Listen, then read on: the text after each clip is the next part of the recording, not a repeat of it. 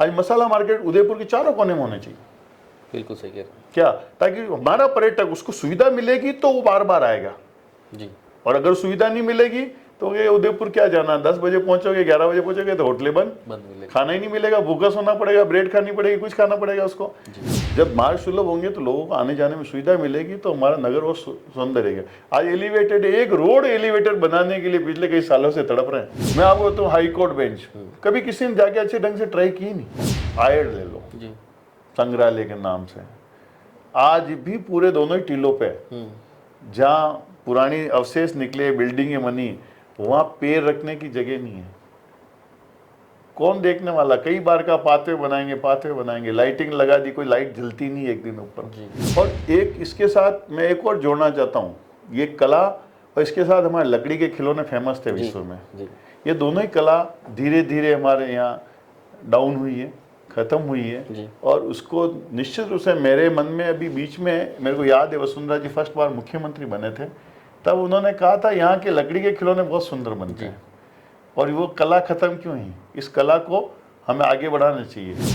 आज ये ठेले वाले इससे परेशान होते हैं, रोज हटाया जाता है, रोज लगाया जाता है, नुकसान भी होता है, छोटे गरीब परिवार के लोग हैं वो रोते हैं।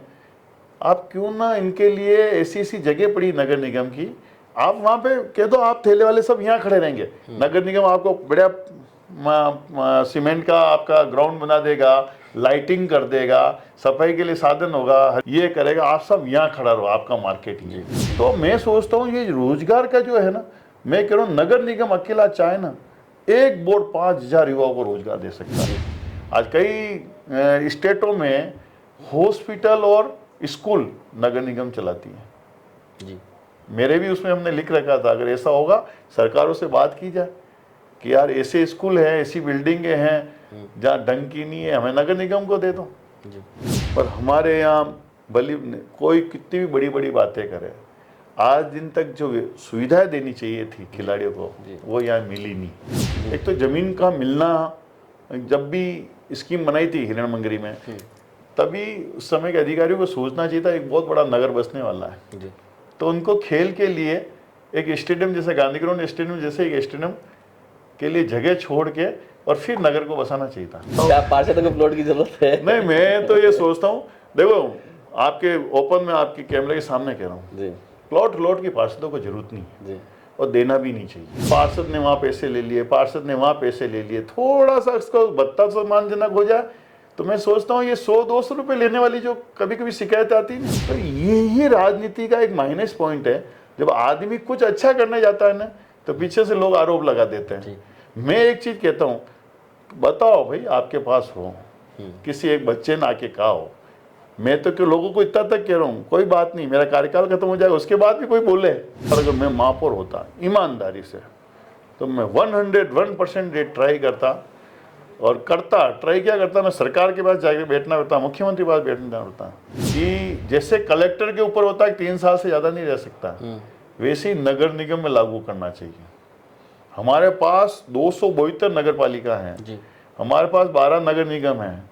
आप कर्मचारी भेजो ना 3-3 साल बाद कि ये एक्शन 3 साल या काम कर लिया, आप इसको जोधपुर भेजो, जोधपुर वाले को उदयपुर भेजो, किसको जयपुर भेजो, अजमेर भेजो, बीकानेर भेजो, कर्मचारियों को भेजो, बाबू को भेजो। आप क्यों नहीं भेजते हैं? अगर करो कल सबके दिमाग ठीक हो जाए। अब जैसे सीवरेज वाला आज कितनी बड़ी कमी है, कितना चूना लग रहा है नगर निगम के। मैं ये भाषा इसलिए इस्तेमाल कर रहा हूँ कि दर्द होता है मन में। महापौर में होता है, मैं आपको कह रहा हूँ एक वार्ड में कम से कम 1 महीने में मैं 1 राउंड जरूर करता। अगर महापौर वार्ड में अगर 1 राउंड करने लग जाए ना महीने में, मैं आपको क्यों कि उदयपुर क्या अधिकारी क्या सब दौड़ने लग जाए, दौड़ने और क्वालिटी का काम होने लगे। नमस्कार, आदाब, सत श्री अकाल, खमागणी, जय भीम, जोहार। मैं मनु राव और आप देख रहे हैं हमारा खास कार्यक्रम अगर मैं महापौर होता। आपको बता दें कि उदयपुर नगर निगम में लगातार 30 सालों से भारतीय जनता पार्टी का बोर्ड है और भारतीय जनता पार्टी ने यहाँ की शहरी सरकार को संभाला है।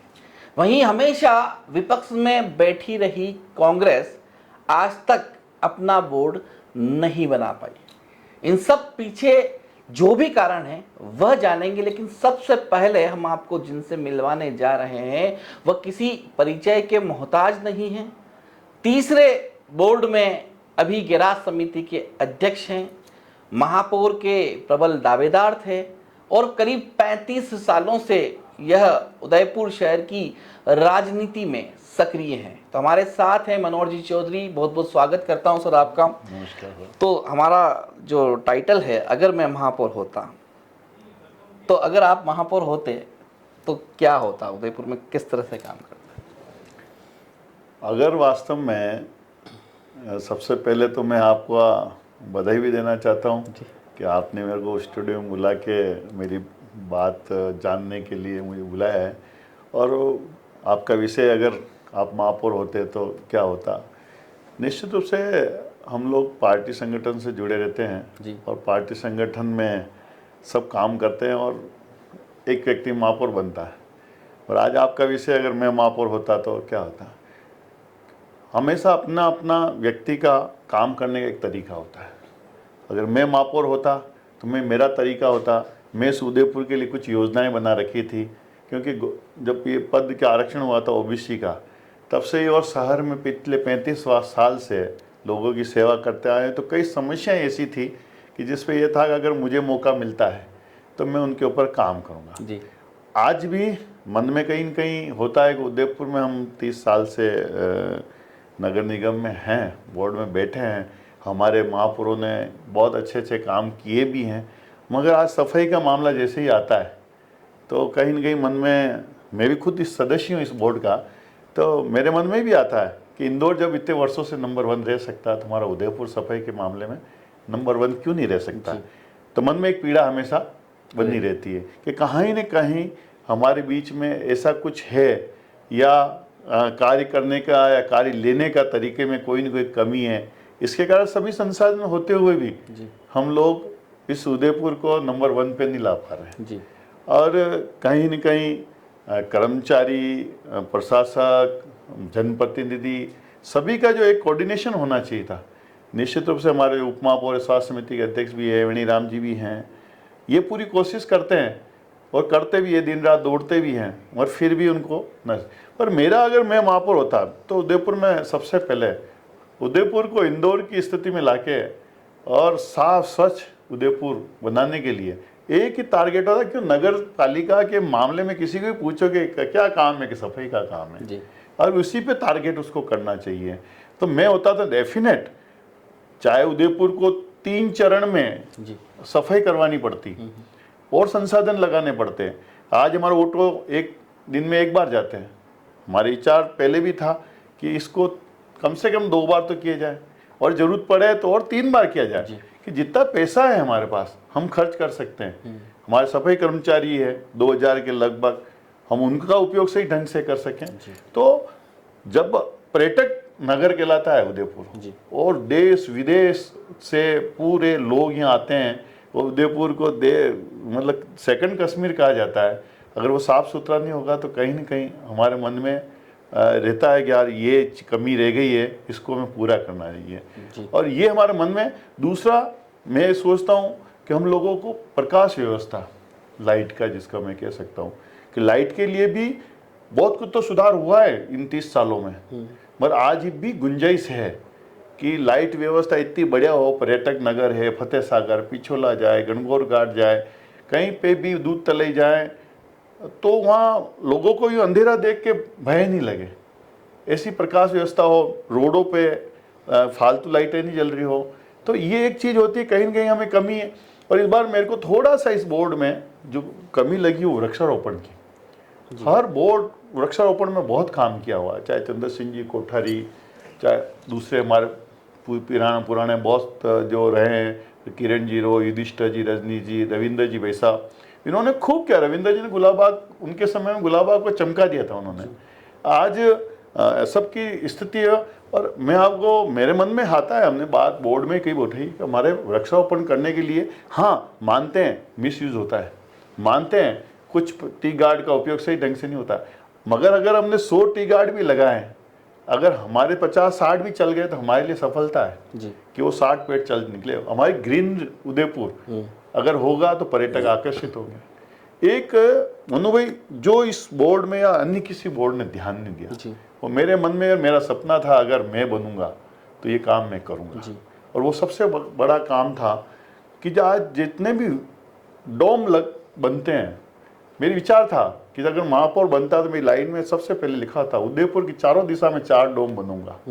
जितने व्यापारिक संस्थाएं आए, क्योंकि ये हमारा कश्मीर टाइप कहलाता है, तो लोग 8 डोम बने, उसमें चाहे वो IT सेल की प्रदर्शनी लगे, चाहे वो बिजली के उपकरण की लगे, चाहे खाद की लगे, कृषि आइटम की लगे, अन्य आइटम जितने भी हैं, सबकी मतलब देश भर के लोग यहाँ आए और डोम में अपनी प्रदर्शनी लगाए, लोग आए और लोग वहाँ पे आए। इससे हमारे छोटे व्यापारियों को बिजनेस मिलता है जी।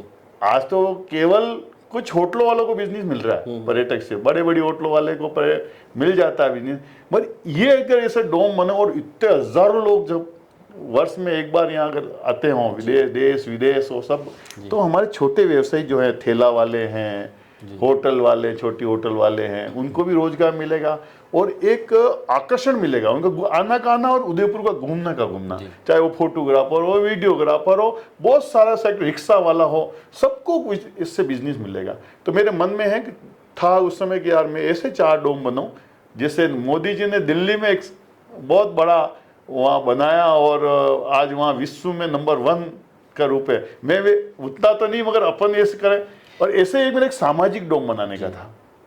आज जितने बड़े कार्यक्रम और टेंट लगते हैं बार बार, मेरी विचार था कोई जगह लेके, कोई अच्छी जगह हो, वहाँ जगह एक डोम बनाए, 5-6 हज़ार लोग वहाँ पे बैठे, बार बार टेंट लगाने की जरूरत नहीं पड़े और वहाँ पे लोग आके अपना कार्यक्रम करके चले जाए, जो पैसा हो शुल्क वो उसको मिल जाए। तो ये ऐसे कुछ कार्यक्रम, जैसे मसाला मार्केट है जी, इतने सालों से 30 साल से हम चर्चा कर पा रहे हैं, मसाला मार्केट उदयपुर में नहीं खोल पाए और हमारा पर्यटक रात को आता है, भूखा सोता है, उसको भोजन नहीं मिलता है।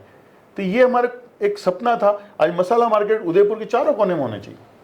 बिल्कुल सही कह रहे हैं। क्या, ताकि हमारा पर्यटक, उसको सुविधा मिलेगी तो वो बार बार आएगा जी।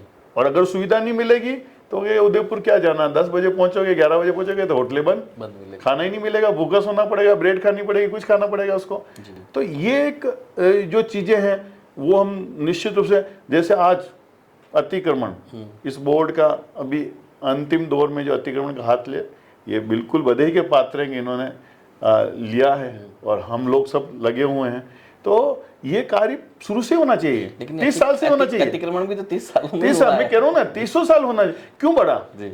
हम लोगों को एक टीम ऐसी बनी रहनी चाहिए कि जहाँ वास्तव में मार्ग सुलभ होना चाहिए। जब मार्ग सुलभ होंगे तो लोगों को आने जाने में सुविधा मिलेगी, तो हमारा नगर और सुंदर रहेगा। आज एलिवेटेड, एक रोड एलिवेटेड बनाने के लिए पिछले कई सालों से तड़प रहे हैं जी, और उसका रास्ता नहीं है। अरे इस एक रोड को तो आप लगो, चलो बनाओ, मगर ऐसी 2-3-4 एलिवेटेड रोडें और भी बन सकती है। आज जोधपुर में जब 1, 2, 3 श्रेणी की जो एलिवेटेड रोडें बन रही है, कोटा देख ले, कोटा देख लो आप, कोटा को अलग ही कर लिया। तो हम कहीं न कहीं ये सब मन में सपने थे। आज मैं आपको तो हाई कोर्ट बेंच कभी किसी ने जाके अच्छे ढंग से ट्राई की नहीं। एडवोकेट लोग करते हैं, धरना प्रदर्शन सब करते हैं, एक महापौर जाके बैठ जाता हूँ, हमारी सरकार है कि मुझे चाहिए ही चाहिए, मोदी जी के नीचे जाना तो पड़ेगा। यहाँ बैठे बैठे चिट्ठी पत्र लिखने से कुछ नहीं होता, तो हम वहाँ जाएं, बैठ के वहाँ पर्यटन के क्षेत्र में आप क्या करते हैं अगर महापौर होते हैं? क्योंकि पर्यटन नगरी है और सिर्फ धरोहरों को छोड़ दे तो उसके अलावा कुछ नहीं है यहाँ पे। मैं निश्चित रूप से मनु भाई, पर्यटन क्षेत्र में मैंने एक तो आपको बताई था कि पर्यटकों के लिए ये चीज़ें होनी चाहिए, मगर जो जिले हैं हमारी, दोनों तीनों जिले जो हमारी है, आज भी जलकुंभी वगैरह होता है, लोग देखते हैं, अच्छा नहीं लगता है। निश्चित रूप से बहुत छोटा सा काम है, अगर इन झीलों को ही साफ रख के, इनके ही सही सौंदर्य बढ़ा के, इनकी लाइटिंग बढ़ा के, और इनका ही, जैसे आज हमारे जितने गेट हैं, जो कुछ हुआ भी है स्मार्ट सिटी के नाते, कुछ गेटों पे भी हुआ है, काम भी हुआ है, हमारे पुराने जितने धरोहर है उन पे हुआ भी है।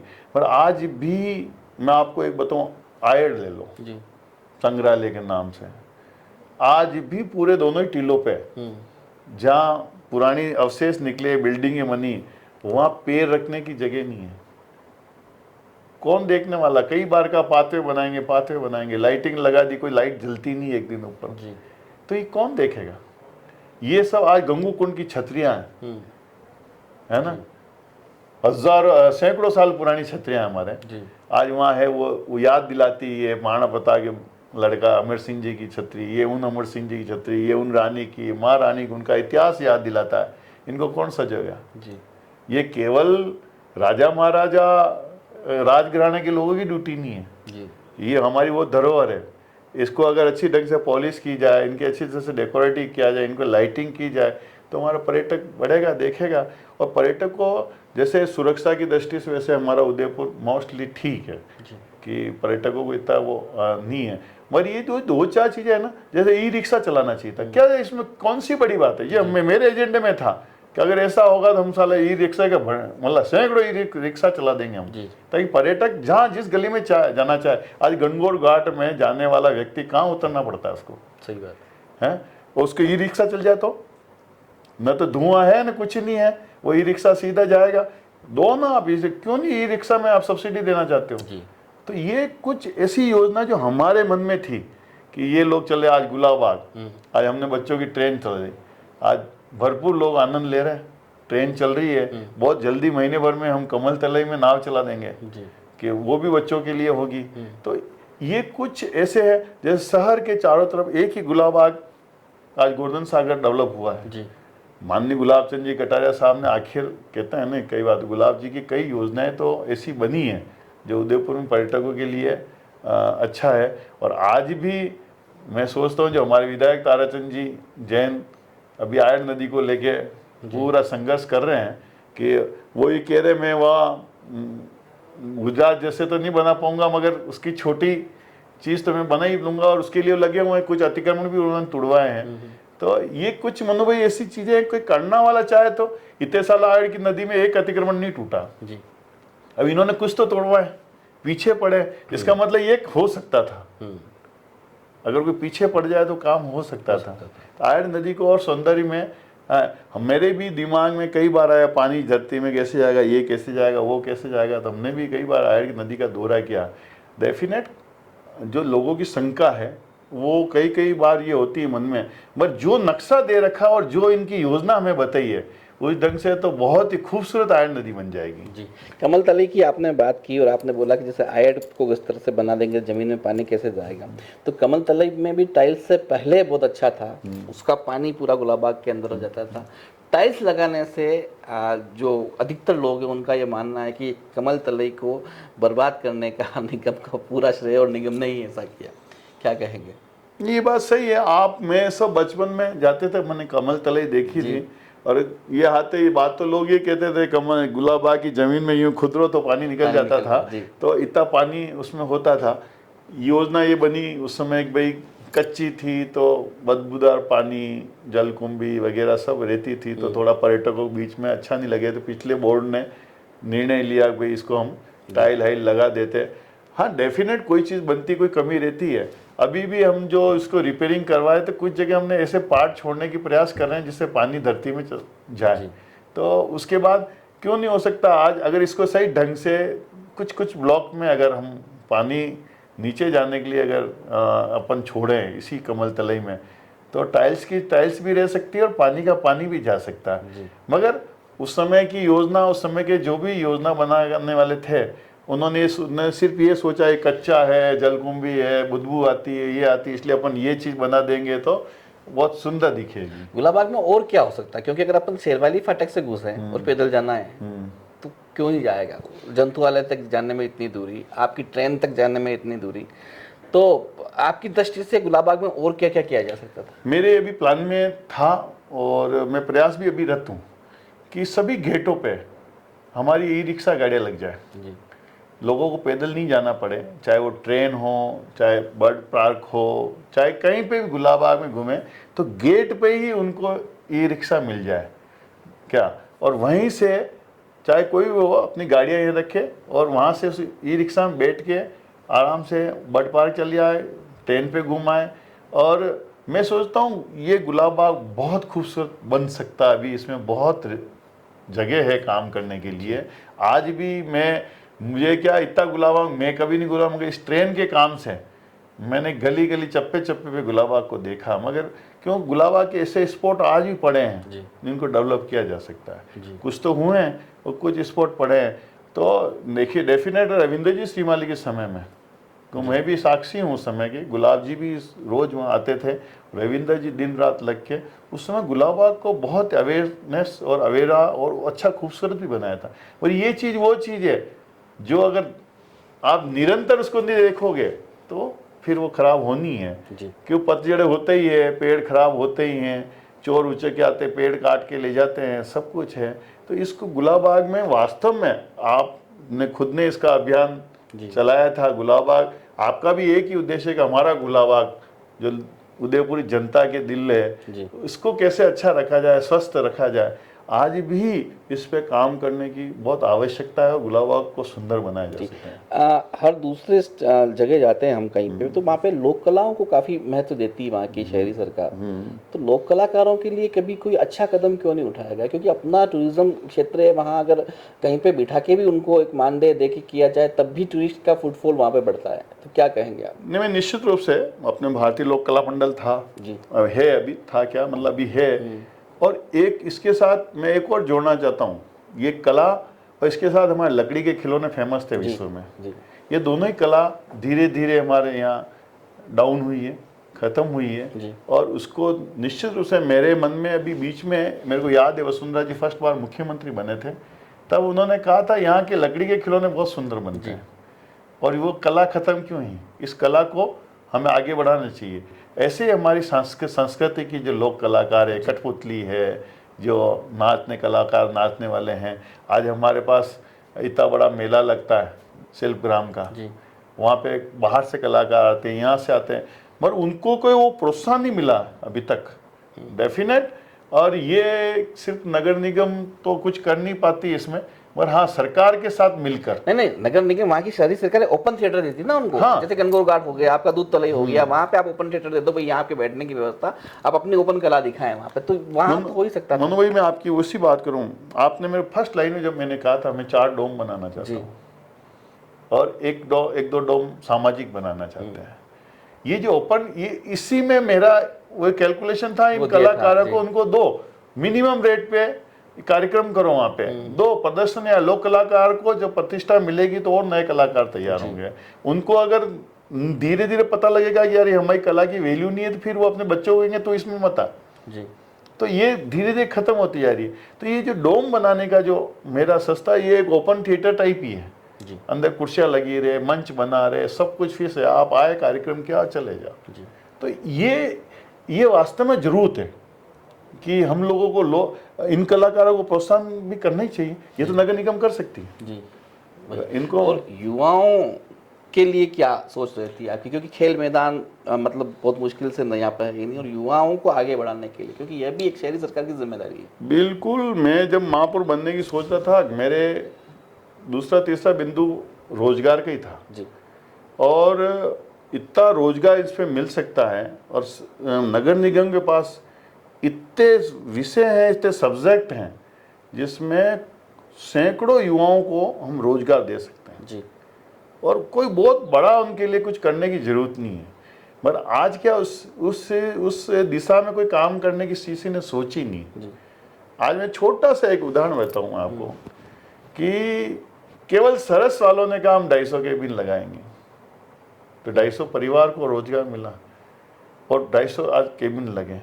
क्या हमारे पास नगर निगम के पास आज भी, अगर मैंने हमारे सर्वे करवा के करें तो आज भी 2-2.5 हज़ार युवाओं को रोजगार उपलब्ध कराने के लिए उनके केबिन, उनका मार्केट बना सकते हैं। आज हमारे माली कॉलोनी में एक जगह देखी मैंने जो नगर निगम की है, अगर वहाँ 50 केबिन लगा दिए जाए, एक मार्केट खोल दिया जाए कि भाई यहाँ सब खाने की चीज़ें मिलेगी, तो कितने लोगों को रोजगार मिल जाएगा। केबिन तो एक का होगा, उसके साथ 4 लोग और मिलेंगे, उनको भी रोजगार मिलेगा। आज ये ठेले वाले से परेशान होते हैं, रोज हटाया जाता है, रोज लगाया जाता है, नुकसान भी होता है, छोटे गरीब परिवार के लोग हैं वो रोते हैं। आप क्यों ना इनके लिए ऐसी जगह पड़ी नगर निगम की, आप वहाँ पे कह दो आप ठेले वाले सब यहाँ खड़े रहेंगे, नगर निगम आपको बढ़िया सीमेंट का आपका ग्राउंड बना देगा, लाइटिंग कर देगा, ये करेगा, आप सब यहाँ खड़ा रहो, आपका मार्केट ही है। हर दिशा में करे ना, एक दिशा में नहीं है। आप मलातली जाके एक कर दे, सवीना जाके एक कर दे, प्रताप नगर की एक तरफ है, इधर कर दे। तो मैं सोचता हूँ ये रोजगार का जो है ना, मैं कह रहा हूँ नगर निगम अकेला चाहे ना, एक बोर्ड 5,000 युवाओं को रोजगार दे सकता है। ये मेरी कैलकुलेशन है और मैंने इसके लिए, क्योंकि मैं किरण जी की बोर्ड में पार्षद था, फर्स्ट बोर्ड में, तब हमने 250 केबिन अलॉट किए थे और वो आज भी चल रहे हैं, चाहे वो हिरण मंगरी का हो, चाहे सेलियो की बाड़ी का हो, दूध तलई का हो, बहुत सारे हमने केबिन दिए थे और आज वो लोग रोजगार कर रहे हैं, उनके परिवार पल रहे हैं। तो मैं ये नहीं सोचता। इसके अलावा मैं आपको कह रहा हूँ कि अगर हम चाहें बोर्ड वाले, तो इनको रोजगार के लिए छोटे छोटे जो क्राफ्ट के जो काम होते हैं उनके लिए भी अपन, जैसे आज मोदी सरकार ने निकाल रखा है कि ये इनको ट्रेनिंग दो 15 दिन की, 20 लखपति दिन की, दीदी वगैरह, हाँ ये सब निकाल रखी है। जी। हम क्यों नहीं कर सकते? जी आज कई स्टेटों में हॉस्पिटल और स्कूल नगर निगम चलाती है। जी मेरे भी उसमें हमने लिख रखा था, अगर ऐसा होगा सरकारों से बात की जाए कि यार ऐसे स्कूल हैं, ऐसी बिल्डिंगें हैं जहाँ ढंग की नहीं है, हमें नगर निगम को दे दो, जी। हम चलाएंगे कुछ। पर अभी तो निगम के कई सामुदायिक भवन भी अस्त व्यस्त पड़े हैं। तो ये इसका यूज हो जाएगा ना, जी इनका यूज हो जाएगा जो अस्त व्यस्त पड़े जी। हैं। आज हम हॉस्पिटल, आप अभी कुछ हॉस्पिटल खुले हैं मोहल्ला क्लिनिक के नाम से, क्यों नहीं? आज देवी अन्नपूर्णा का ये भोजनालय का जो खुला है जी ये, इसमें क्यों यूज नहीं है? आज भी कई सामुदायिक भवन आज भी पड़े हैं, इनका यूज करना चाहिए ना। स्पोर्ट्स की दृष्टि से आप क्या देखते थे? स्पोर्ट्समैन कैसे बढ़ाते हैं आप? नहीं, स्पोर्ट्स की दृष्टि से नेचुरल मैं राष्ट्रीय रूप से रेसलर रहा हूँ जी और मन में ये था, पर हमारे यहाँ भली कोई कितनी भी बड़ी बड़ी बातें करे, आज दिन तक जो सुविधाएं देनी चाहिए थी खिलाड़ियों को वो यहाँ मिली नहीं। हर दृष्टि से आज गांधी ग्राउंड में लो आधे कार्यक्रम में होता है और खेल बाधित हो जाते हैं। ट्रैक बनाई हमने उस समय किरण जी के टाइम में, इतनी महंगे भागी ट्रैक बनाई, कार्यक्रम हुए, सब खड्डे खोद के चले गए। तो मैं सोचता हूँ जो आज चित्रकूट नगर में हमारा इतना बड़ा खेल गांव बना है, डेफिनेट नगर निगम का भी जहाँ जरूरत पड़े नगर निगम को भी मदद करनी चाहिए, सरकार से भी मदद करनी चाहिए। और खिलाड़ियों को आज जैसे हमने एक निर्णय लिया कि हम हर वार्ड में एक वॉलीबॉल कोर्ट बनाएंगे। मैंने प्रस्ताव रखा निर्माण समिति में कि हम हर वार्ड में एक वॉलीबॉल, क्यों हमारे यहाँ दो चीज खेल हमेशा हर वार्ड में आपको मिल जाएंगे। एक तो वॉलीबॉल खेलने वाला, दूसरा आपके कबड्डी खेलने वाले, तीसरा ज़्यादा करो तो बैडमिंटन वाले। ये 3 गेम ऐसे गेम हैं जो हर कोई खेलता हुआ आपको वार्ड में मिलेगा। तो हमने ये निर्णय लिया था कि हर वार्ड में एक वॉलीबॉल। फिर सिटी की बात भी आई थी कि सिटी में क्या होना है, तो उस समय हमने कहा कि ऐसे नोहरे वाले हैं जिनके पास बड़े बड़े नोहरे पड़े हैं, अगर वो अपने को परमिशन दे दें कि आप खर्चा कर दो, वो आपका ही रहेगा, मगर बच्चों को खेलने के लिए मौका दो, तो इससे हमारी प्रतिभा आगे आएगी और निकल के आएगी, खेलती हुई आगे बढ़ेगी। और तो ये कई छोटे छोटे काम हैं जो हम कर सकते हैं कि यार इसी गेम में बढ़ा दो। क्रिकेट में आज मैंने अभी बीच में चर्चा की थी, मैं ये क्यों ना आप एक क्रिकेट के इतना जब चल रहा है तो आप क्रिकेट के लिए आप एक में जो कोच से बात करो कि भाई ऐसे 10-12 खिलाड़ी बताओ जिनको ज़रूरत है और बहुत ही बिलो फैमिली से आ रहे, खर्चा नहीं कर सकते, तो उनको किट दे दे, उनको कोचिंग के लिए कुछ उपलब्ध करा दे। भाई हमारे गांधी ग्राउंड का हमारा किट है ना, हमारा सब फील्ड हमारा है और वहाँ कोच गवर्नमेंट का लगा हुआ है, तो उनको इनको सब सामान हम देंगे, खेलने को हम देंगे, आप इसको ट्रेनिंग दो जी। तो अपने आप प्रतिभा आगे बढ़ेगी। और बहुत सारे आज मैं कह रहा हूँ अब देश आगे बढ़ रहा है, खेल में भी इसलिए बढ़ रहा है कि अब ये क्रिकेट में पैसा मिलने लग गया, कबड्डी में पैसा मिलने लग गया, महिलाओं में मिलने लगा, लेडीज में मिलना, तो लोग अपना कैरियर बनाने लगे। पहले कैरियर नहीं बनता था इसमें इतना, अब कैरियर बनने लगा। तो डेफिनेट है करने के लिए बहुत सारा यहाँ पे किया जा सकता है, हॉस्टल्स बनाए जा सकते हैं आज करने के लिए बहुत सारा किया जा सकता। उपनगरीय क्षेत्र में कभी क्यों आगे नहीं बढ़े? क्योंकि उपनगरीय क्षेत्र को एक गार्डन या मैदान की एक आदत वो है। मैं भी हिरण मंगरी 94 में पार्षद रहा था, 94 से 99 था।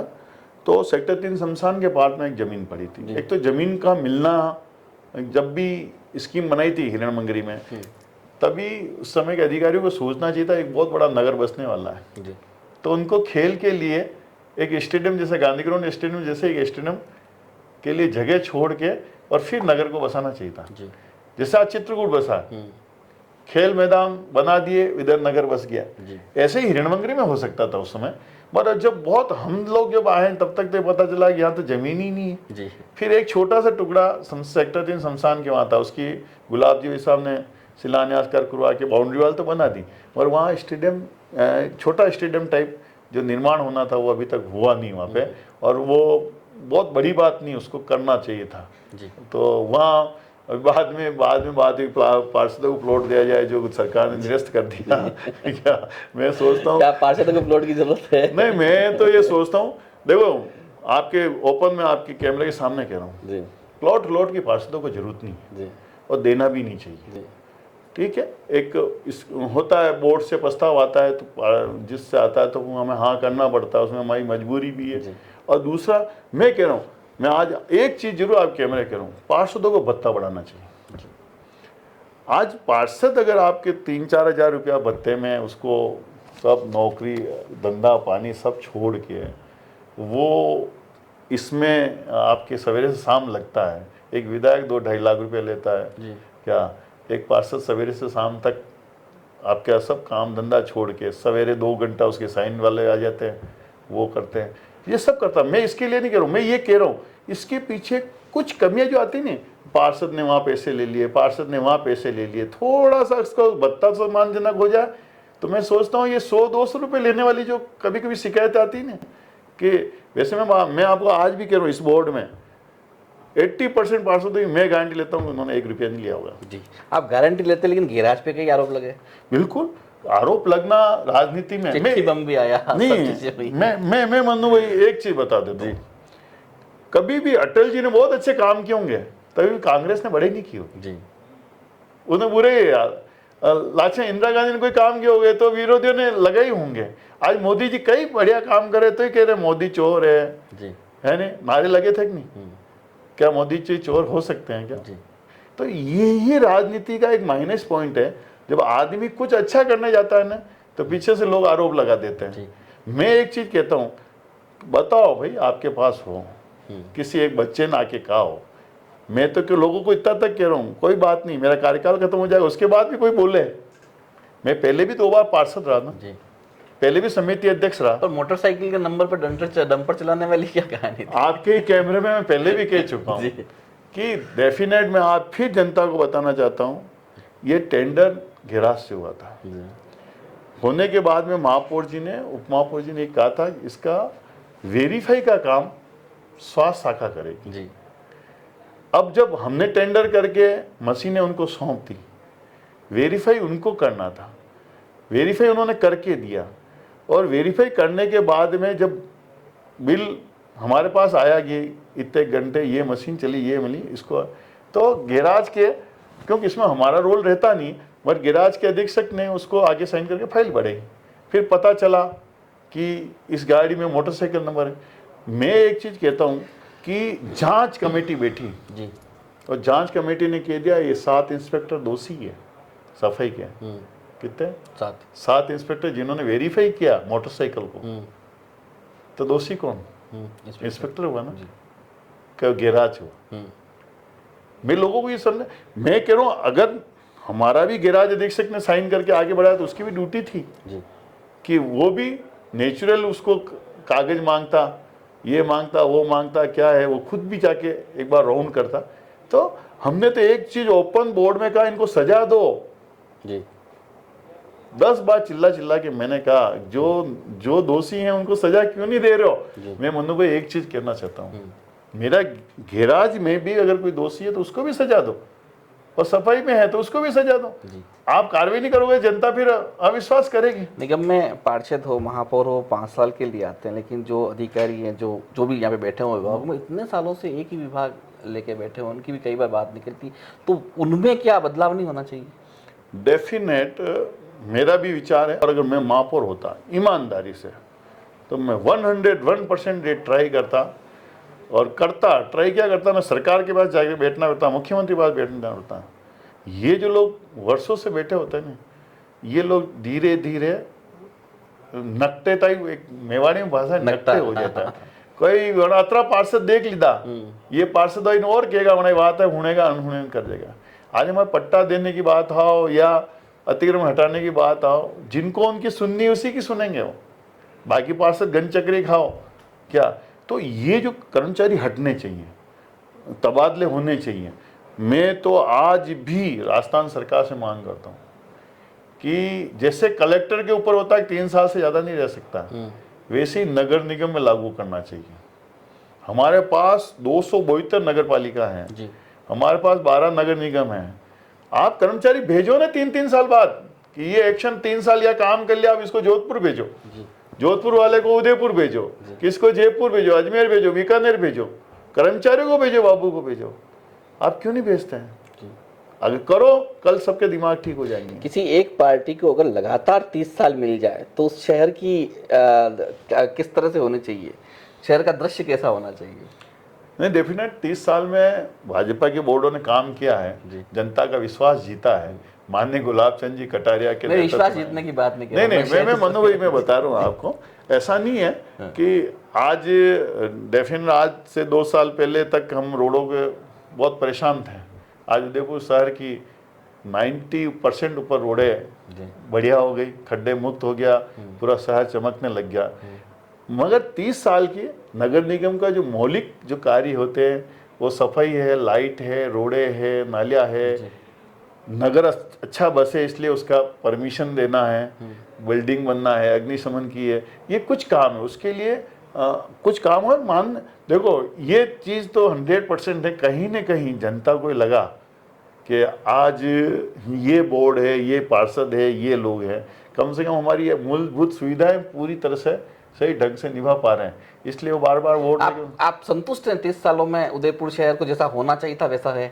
नहीं, बहुत कुछ हुआ, बहुत कुछ होना बाकी है जी। तो 30 साल तो बहुत होते हैं ना? नहीं होते हैं, मगर क्या होता है मनु भाई, देखो हर बार नया महापौर जी, और हर बार नए पार्षद, हर का विजन अपना अपना विजन होता है। किरण जी आए, किरण जी को मिला पूरा अनडेवलप उदयपुर, उनको 5 साल मिला, 5 साल में उन्होंने व्यवस्था को जमाई। उसमें तो पोस्टिंग लिखते कैसे वही उनको पता नहीं था कि 25-30 साल बाद चुनाव हुए थे। फिर युधिष्ठिर जी आए, वो उन्होंने अपने काम को बढ़ाया। युधिष्ठिर जी भी ऐसे व्यक्ति थे, गली गली जानते थे उदयपुर की, उन्होंने भी बहुत अच्छा काम किया। फिर हमारा आए रविंदर जी, बी होनेस्ट आदमी, ईमानदार आदमी। स्कूटर लेके एक सभापति अगर रोडों पे जाके अगर सैंपल उठा के खुद ले आता और लाके टेस्ट करवाता, और गुस्सा आता उनको कि ऐसे कैसे काम हो रहा, तो उन्होंने ये सब चीज़ आज उस समय, आज गुलाबाग देखो कुछ भी हो, रविंद्र जी के समय में बहुत सारे ऐसे, आज स्कूल की बिल्डिंगें हैं शहर की, मैंने देखे हुए हैं। जब मैं सेक्टर 3 में पार्षद बना, इधर बच्चे पढ़ रहे, इधर गाय भैंसे बंधी हुई हैं। आज शहर का कोई स्कूल सरकारी ऐसा नहीं रहा होगा कि जो नगर निगम ने उसकी बिल्डिंग नहीं बनाई है। कोई चिकित्सालय नहीं रहा होगा जिसमें नगर निगम ने पैसा नहीं लगाया। तो ये ऐसे काम है। आज ओवरब्रिज बने, एलिवेटेड रोड बने, सब में आज एयरपोर्ट पे करोड़ों रुपए नगर निगम ने दिए। तो ये सब चीजें नगर निगम ने, माननीय गुलाब चंद जी कटारिया के नेतृत्व में सभी महापौरों ने, सब पार्षदों ने काम किया, तो शहर तो सुंदर तो बने। पर जब स्मार्ट सिटी की बात करें तो स्मार्ट सिटी पे मॉनिटरिंग क्यों पार्षदों की भी नहीं रखी गई? क्योंकि अब अंदर की जनता तो बहुत परेशान है। भले आप कितनी भी तारीफ कर लो, लेकिन अंदर की जनता का मन बहुत व्यथित हो चुका है। इस तरह से मेन होल खुले मिलते, सड़कों पे पानी, लोग फिसल रहे हैं। कोई जिम्मेदार यहाँ पे ये कहने को तैयार, रोज जगदीश चौक से नीचे उतरो या उस इलाके में उतरो, रोज गिरने पड़ने की क्या निगम किसी की मौत का इंतजार कर रहा है क्या? इस नहीं मनु भाई, आपकी बात कुछ हद तक मैं सहमत हूँ कि इस योजना को, स्मार्ट सिटी की योजना जब बनाई गई थी, जो अधिकारी थे, जो डेफिनेट योजना का आकार देखा जाए तो बहुत सुंदर था और बहुत ही अच्छा लगता था, कागजों पे भी बहुत अच्छा लगा उसको। मगर वास्तव में जब स्टार्ट के काम मैंने देखे हैं स्मार्ट सिटी के, बहुत ही तो क्वालिटी वाले हुए थे, बहुत ही अच्छे काम चल रहे थे। पर जैसे जैसे पता नहीं चला कि काम बढ़ता गया स्मार्ट सिटी का, फिर इन्होंने उस ठेकेदार को काम दे दिया, उस नौसिखे ठेकेदार को काम दे दिया, इंजीनियर अपना कमीशन देख रहा है। मेरी बात सुनो, मैं जो कमी आप बता रहा हूँ क्यों रही है मैं उसकी बता रहा हूँ, मगर स्टार्ट के फेस में जहाँ पे काम हुआ मनु भाई उसकी जाँच करवाओ, आपको लगेगा वास्तव में क्या काम हुआ। मगर बाद के फेस में जो काम हुआ है उसमें लगा, मैं जनप्रतिनिधि होते हुए जिम्मेदार आदमी होने के नाते मैं कह रहा हूँ कि उसकी क्वालिटी में अंतर आ गया। और जो जो नई नई कंपनियां, क्या एक लोग कहते हैं पेटी कॉन्टैक्ट, यार तू हाथी पोल कल्याण, तू सूरज पोल कल्याण, तू वहाँ कल्याण, तू वहाँ। अब उन्होंने बिगड़ जांचे ऐसे ऐसे ठेकेदारों को काम कर दिया जिसके पास मशीनरी नहीं, और डर रो धो के उनको काम करवाएगा। तो जिनके पास पूरी मशीनरी नहीं, जिनके पास इंजीनियर नहीं, अगर ऐसे लोगों को अपन काम सौंपेंगे तो ये काम तो बिगड़ेगा। दिल्ली सरकार ने तो, मोदी जी ने तो अच्छे के लिए दिया पैसा। आज 900 करोड़ रुपया अगर उदयपुर में लगा तो 900 करोड़ में नया उदयपुर बच जाए क्या? और 900 करोड़ में तो संसद बन गई जी। है वो इतनी खूबसूरत संसद बनी, यूँ लगता है कि यार 900 करोड़ में। तो उदयपुर में कहीं न कहीं काम होने के जो तरीके थे, वो आपने जो बहुत बड़ी बात की उस समय, उस जो ये संस्था बनी उसके साथ में पार्षदों को जोड़ना था कि ये पार्षद भी परेशानी तो जनता लेके उसके पास जाने को, मेरे हाथ में कुछ है ही नहीं। अब जैसे सीवरेज वाला जी, आज कितनी बड़ी कमी है, कितना चूना लग रहा नगर निगम के। मैं ये भाषा इसलिए इस्तेमाल कर रहा हूँ कि दर्द होता है मन में। कारण क्या, आज रख रखाव का काम किसका है? जिन्होंने सीवरेज बिछाई उसी कंपनी का। कौन कर रहा है? नगर निगम कर रही है। क्यों कर रही है? नगर निगम लाखों रुपए क्यों खर्च कर रही है महीने के? कम हमारा अम्बालाल जी जाते हैं, हमारी गाड़ियाँ गिराज की लेके जाते हैं सीवरेज की, वो पानी निकलता है तो वो उसमें डाल के खाली करते हैं। अब भाई हमें रोबोट मंगवाया, वो रोबोट उतरते हैं किसके? नगर निगम के। तो वो उस बंदे को डायरेक्ट फायदा मिल रहा है। मशीनें किसको लगानी चाहिए थी? उस कंपनी को। वो मशीनें क्यों नहीं लगा? कहीं ना कहीं तो अधिकारियों के साथ उनका तालमेल है जी। तो कह रहा मैं मशीन नहीं लगूंगा, आपकी मशीनें लगवा लो जी। खर्चा तो जनता का, हाँ पैसा उसको फायदा मिल रहा है। अगर उसको 5 लाख 50 लाख का फायदा हो रहा है, 10 लाख अधिकारी जेब में लग जाए। तो ये एक छोटी छोटी बातें हैं वास्तव में। हम क्यों करें ये बात? छोगालाल जी भाई साहब ने भी कई बार उठाई बोर्ड में कि ये काम हम क्यों करें, हमारा अधिकारी क्यों करें जी। ये स्मार्ट सिटी के अधिकारी काम करें, वहाँ की एजेंसी काम करें। तो ये मनु भाई कई छोटी छोटी बातें वास्तव में महापौर में होता है। मैं आपको कह रहा हूँ, एक वार्ड में कम से कम 1 महीने में मैं 1 राउंड जरूर करता। अगर महापौर वार्ड में अगर 1 राउंड करने लग जाए ना महीने में, मैं आपको कहूँ कि उदयपुर क्या, अधिकारी क्या, सब दौड़ने लग जाए, दौड़ने और क्वालिटी का काम होने लग जाए। मगर ये होना, मैं तो कहूँ भविष्य में कोई महापौर आए इतना संकल्प उसको लेना चाहिए कि मैं महीने में 1 वार्ड में 1 बार तो जाऊंगा ही जाऊंगा जी। हम शिविर लगाने की मैंने सोची थी कि वार्ड में शिविर लगे, अधिकारी वार्ड में बैठे, कहाँ पट्टा देना है, कहाँ नामांतरण करना है, उसी शिविर में रिजल्ट जी। चाहे 2 दिन लगाना। पहला बोर्ड से 6 बोर्ड हो गए, जब चुनाव होने शुरू हो गए तो जनता अगर आकलन करे तो कहती यार पहले वाला बोर्ड अच्छा था, यार पहले वाला बोर्ड अच्छा था, मतलब है ना। और छत्ता बोर्ड भी इसी तरह से आ गया कि ये बोर्ड सबसे खराब, यहाँ किसी का तालमेल नहीं हो, आपस में पार्षद लड़ा रहे, ये हो रहे, इससे पहले वाला बोर्ड अच्छा था। तो हमेशा लोग इस तरह की बुराई या इस तरह की सफाई कैसे देते हैं?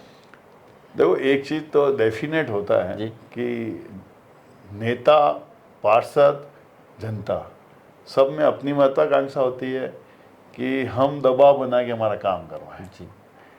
डेफिनेट है कि कहीं न कहीं जो महापौर होता है उसके हिसाब से ही नगर निगम चलती है। और कोई भी महापौर, ऐसा अभी तक महापौर मैंने नहीं देखा जिसके हिसाब से, और अभी भी लोग भले कहें कि यार महापौर जी नगर निगम नहीं चला रहे हैं, मगर मैं तो कहता हूँ महापौर ही चला रहा है जी। ऐसा कोई तो है नहीं महापौर जी ने आंख बंद करके साइन कर रहे हैं। हाँ, उन्होंने सहयोगी रूप में पारित जी को रख रखा है, उनसे राय लेते हैं, सब कुछ करते हैं। मगर हमारा महापौर होशियार है बहुत, मैं तो उनको चाणक्य कहता हूँ। वो बिल्कुल हंसते, कम बोलते, मुस्कुराते, अपना काम निकालते। जनता से वो तालमेल नहीं बना पाए जो महापौर का होना चाहिए। नहीं, मैं डेफिनेट मैं आपको कह रहा हूँ, मैंने एक बात अभी पहले ही कहा, महापौर वो होना चाहिए महीने में 1 बार वार्ड में चक्कर काटे, अपने आप तालमेल बन जाएगा। पर ठीक है, इनकी उम्र का भी तकाजा था, और इसलिए हम कई बार कहते हैं कि हम तो हमारा तो हो गया जो भी है, मगर ऐसे व्यक्ति को वार्ड में जाना, महापौर वार्ड में जाएगा, अपन ने तो इतिहास चाणक्य देखा हुआ, सब कुछ देखा हुआ है, वही शिक्षा देता है कि भाई रात को दुपट्टे बांध के राजा को गलियों में जाना चाहिए ताकि पता चले कि आगे वास्तव में कहाँ क्या हो रहा है। कैसे आप बहुत समय से राजनीति कर रहे हैं, अभी बहुत कुछ बाकी है, आगे क्या सोचते हैं आप? मैं ये सोचता हूँ कि अभी पार्टी ने जो दिया है लगभग 4.5 साल पूरे हो गए हैं और पार्षद के नाते काम किया है, और डेफिनेट मैं कह सकता हूँ कि मतभेद तो हुए हैं इस बोर्ड में, मगर हम लोगों ने काम भी बहुत किए हैं। आज मैं रोड के नाम पे कह सकता हूँ कि हमारे महापौर जी के नेतृत्व में, उप महापौर जी के नेतृत्व में हमने रोड और निर्माण में और निर्माण कार्यों में, हमारे ताराचंद जी निर्माण समिति अध्यक्ष अभी आशीष जी भी है, तो हमने इसमें सफलता पाई है। आज हम जो वोट मांगने गए विधानसभा और लोकसभा के, तो कहीं हमें किसी लोगों की शिकायतें सुनने को नहीं मिली। सीवरेज को लेके जो आप कह रहे हो, डेफिनेट कुछ शहर के अंदर के हिस्से में और कुछ बाहर के हिस्से में, वो बहुत मामूली बाहर के हिस्से में ये सफाई को लेके हुई, बाकी सफाई की व्यवस्था भी हुआ। अब ये जो रेंज है, क्यों कि इसमें पॉइंट अलग अलग प्रकार के हैं। अब जैसे डस्टबिन हट गए, और मैं, आपने पूछा आप महापौर होते, मैं होता तो डस्टबिन नहीं हटने देता, जल्दी 10 नंबर कम मिलते, क्योंकि डस्टबिन होने से कचरा एक जगह, आज बार जगह जगह कचरा पड़ा है।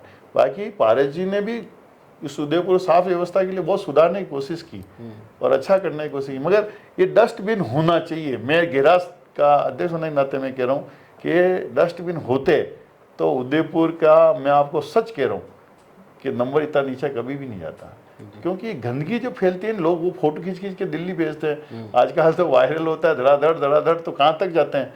तो ये सब अंक कटने का एक बहुत बड़ा कारण बनता। आज हमारे बलीचा में जो प्रोजेक्ट जितने भी लग रहे हैं, वो प्रोजेक्ट में फेले जाना, तो ये कहीं ना कहीं हमारी कमी रही, मगर बोर्ड ने अच्छा काम करने की कोशिश की। मतभेद रहे, डेफिनेट मतभेद रहे कि हम क्या काम करने की इच्छा रखते थे, दूसरा कोई, अब डेलीगेट जाना है, आप कहते हो कोई सूरज बोल पे हो जाए, मैं कहता हूँ हाथी बोल हो गया, यूँ होके घूम के मंडी में जो गए, तो ये एक अपना अपना तरीका था जाना, सबका लक्ष्य एक ही था कि हम, और मैं तो कह रहा हूँ हमारा तो हो गया, आने वाले समय में भी हमारे 6 महीना अभी भी है, हम कुछ करेंगे अभी भी, मगर उदयपुर में बहुत कुछ करना बाकी है अभी भी, जनता के लिए भी, पर्यटकों के लिए भी।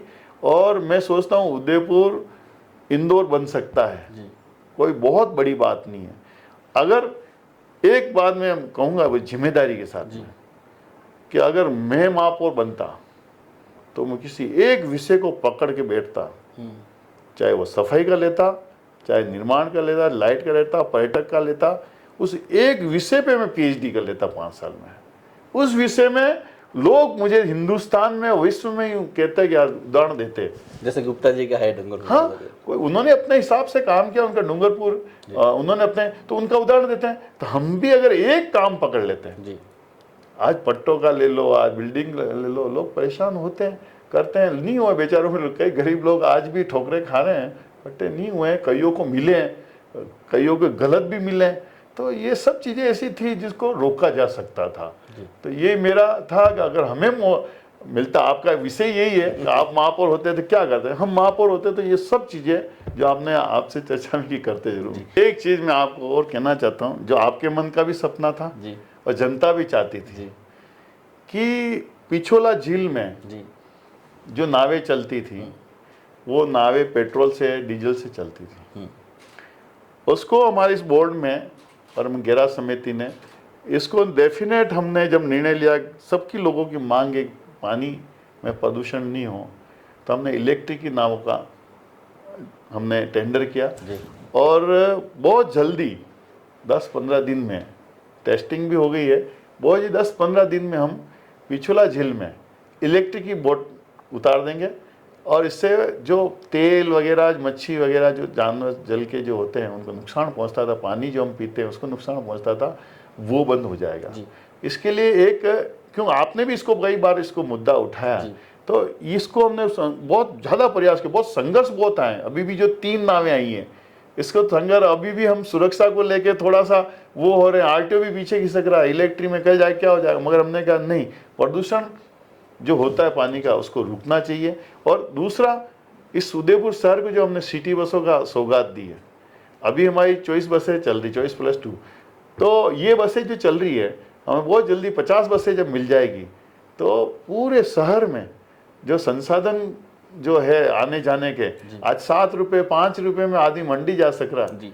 तो ये शहर का हमारा बहुत बड़ा एक ऐतिहासिक कार्य मनु भाई, हमने इस बोर्ड में ये 2-3 काम हमने किए हैं, जो उसमें कहीं न कहीं आपका हमारे पीठ के पीछे सपोर्ट रहा, उसके कारण हम ये कर पाए जी।